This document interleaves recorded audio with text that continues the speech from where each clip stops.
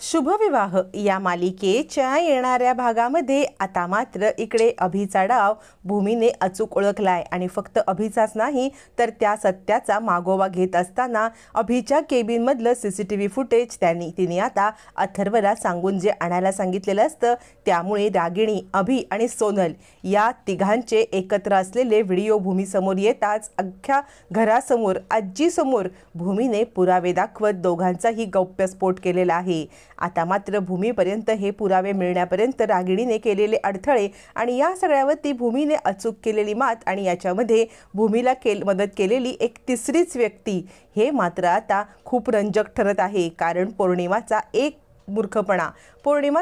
मूर्खपणा आणि भूमीच्या हातात पुरावे।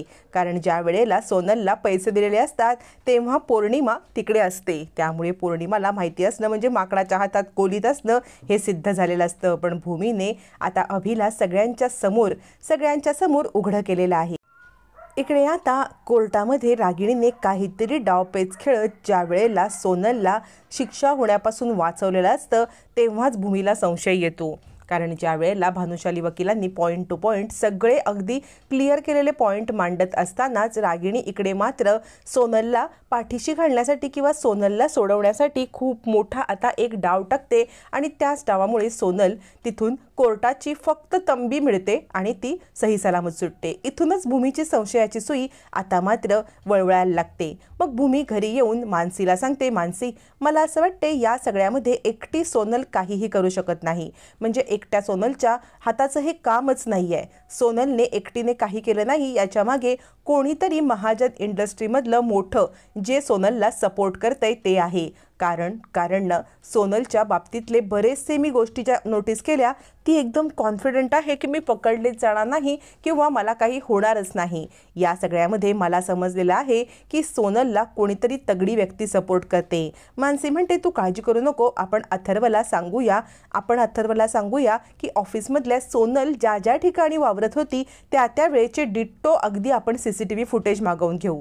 यावरती भूमी म्हणते लवकरात लवकर अथर्वला सांगतो। मानसी म्हणते ताई तू काळजी करू नकोस, मी अथर्वला लवकरात लवकर सीसीटीव्ही फुटेज आणण्यासाठी सांगते। मग आता मानसीने अथर्वला सीसीटीव्ही फुटेज आणण्यासाठी सांगितलेले असतात, पण भूमी सांगते मला म्हणजे तुला मानसी वाईट वाटेल पण मी एक सांगते ते ऐक, ही गोष्ट घरामध्ये कुणालाही सांगू नकोस, कारण आपण घरातल्या घरात जासूसी करतोय हे कुणाला आवडेल असं मला वाटत नाही, त्यामुळे अथर्वला तू सांग की ही गोष्ट तुमच्यातच फक्त राहील। मानसी म्हणते काळजी करू नकोस। आता मात्र नवरात्रीचा घट बसवण्याचा दिवस जवळ आलेला असतो। नवरात्रीचा घट बसवायच्या दिवशी सुद्धा आता इकडे अभि एकदम गॅलरीत येऊन सोनलला बोलत असतो, हे बघे तुला आईने सोडवलंय त्याचा गैरफायदा घेऊन जर का इकडे तिकडे भटकायला गेलीस आणि तुझी परत कारस्थानं सुरू केलीस तर मात्र तुला आम्ही अजिबात सोडणार नाही हा।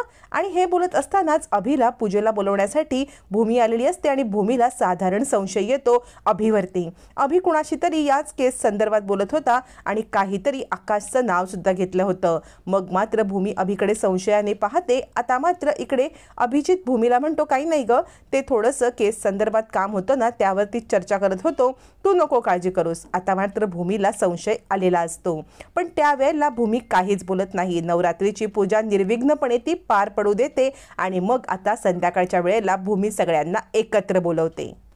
संध्याकाळी आरती झाल्यावरती भूमी सगळ्यांना एकत्र बोलवते आणि मोबाईलमधलं आता मात्र काही फुटेज दाखवते। तिकडे अभि सुद्धा असतो, आता रागिणी पण असते। इकडे आता भूमी सांगते आत्या मला या सगळ्या सीसीटीव्ही फुटेजचा जाप पाहिजे आहे। आता मात्र रागिणी ते सीसीटीव्ही फुटेज बघते आणि चांगलीच हादरते, कारण कोर्टामध्ये सोनलची पाठराखण करण्याचं काम सुद्धा रागिणीनेच केलेलं असतं।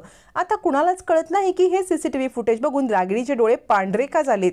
भूमी आता अभिकडे बघते आणि म्हणते आज सकाळी ज्या वेळेला मी गॅलरीत आले होते तेव्हा सुद्धा मी अभिजितला कुणाशी तरी बोलताना ऐकलं होतं की आत्ता तुला सोडवलेलं आहे पण यापुढे कुणाच्याही तावडीत सापडू नकोस असं म्हणत असतानाच मला संशय आला म्हणून मी सगळे ऑफिसमधले सीसीटीव्ही फुटेज मागवून घेतले। आता ऑफिसमधले सीसीटीव्ही फुटेज पाहता 3 सीसीटीव्ही फुटेजमध्ये अभि आणि सोनल हे एकमेकाशी हसून गप्पा खेळत असतात। याच्यावरती अभिजित युक्तिवाद करत म्हणतो हे सगळं प्रकरण घडायच्या आधी मला कुठे माहिती होतं की तिचा असा काही प्रॉब्लेम आहे, आकाश नव्हता का तिच्यासोबत गप्पा मारत बसलेला, तसाच मी सुद्धा गप्पा मारत होतो, यात गैर काय आहे भूमी? पण भूमी हुशार असते. भूमी म्हणते, अभिजित मी तुम्हाला सांगते की. रागिणी म्हणते, हो भूमी, या सगळ्यावरून काय सिद्ध होतं आणि तुला काय सिद्ध करायचं आहे की अभिजितने आकाशला अडकवलंय? भूमी आता मात्र कहर झाला. अभिजित म्हणतो, बघितलं साई, या भूमीला आपण न डोळ्यात खटकतो. हिला आपल्याला इथे ठेवायचंच नाही म्हणूनच ही हे सगळं करते आहे. याच्यावरती रागिणी म्हणते, भूमी तुझं हे वागणं मला पटलं नाहीये. अगं रागिणी म्हणते की अगं ज्या वेळेला आपल्याला सोनलबद्दल काहीच माहीत नव्हतं तुला पण ती चांगलीच मुलगी वाटत होती की. याच्यावरती भूमी म्हणते, आत्या 2 मिनिट थांबा, मी सगळ्या गोष्टी क्लिअर करते. असं म्हणत भूमी आता अथर्वला लॅपटॉप आणायला सांगते आणि ते CCTV फुटेज कट केलेले जे छोटे छोटे शॉर्ट दाखवलेले असतात त्या CCTV फुटेजचं एक्झॅक्ट टायमिंग दाखवते. आणि आता टायमिंग बघून इकडे मात्र रागिणी हदरते. ते टायमिंग असतं म्हणजे एक्झॅक्ट 3 फुटेजमध्ये ते टायमिंग असतं. पहिल्या फुटेजचं टायमिंग असतं एक्झॅक्ट आकाशवरती आरोप केलेला, नंतर लगेचच 15-20 मिनिटाचं जेव्हा नाटक करत इकडे रडण्याचं सोनल केबिनमध्ये बसली असताना ती अचानक हसायला लागते अभिला टाळ्या देऊन.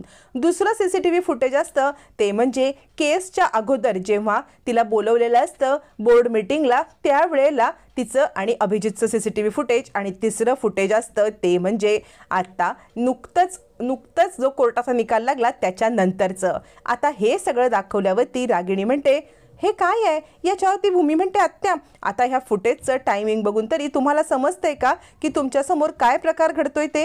आता मात्र भूमी भूतकाळात जाऊन सांगते, मी ज्या वेळेला गॅलरीत गेले होते त्यावेळेला मी इकडे बोलणं ऐकलं आणि मी अथर्वला CCTV फुटेज आणायला सांगितले होते. मला आधीपासून डाऊट होता की कोणीतरी महाजन इंडस्ट्रीमध्ये जी मोठी व्यक्ती आहे तीच हे करते, पण घरातलं कुणी आहे असं मला वाटत नव्हतं. अभिजित म्हणतो, आई काय बोलते ही? आता मात्र अभिजित सांगतो, ही खोटं बोलते, हे टायमिंग एडिट केलेले असतील. भूमी म्हणते, मी गेलेले CCTV फुटेज आणायला?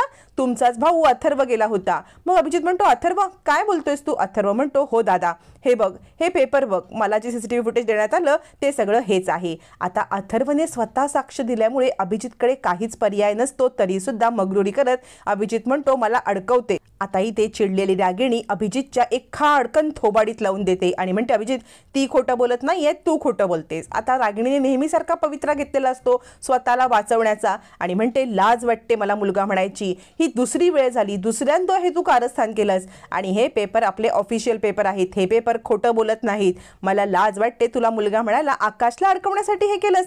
कुठच्या जन्मीचं वैर फेडतोयस ते? काही नाही, मी आत्ताच्या आत्ता हे घर सोडते. अशी रागिणीची नेहमीची नाटकं सुरू होतात.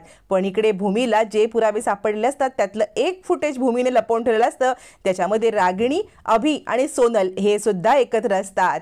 भूमी म्हणते, मला अजून एक फुटेज सापडलंय पण ते मी नंतर दाखवेन. आता भूमीला रागिणीच्यासाठी सगळ्यांच्या समोर काही दाखवायचं नसतं. आता भूमी रागिणीला एकांतामध्ये ज्या वेळेला ते CCTV फुटेज दाखवणार त्यावेळेला काय नक्की मालिकेमध्ये टर्न अँड ट्विस्ट येणार हे पाहणं फार रंजक ठरणार आहे.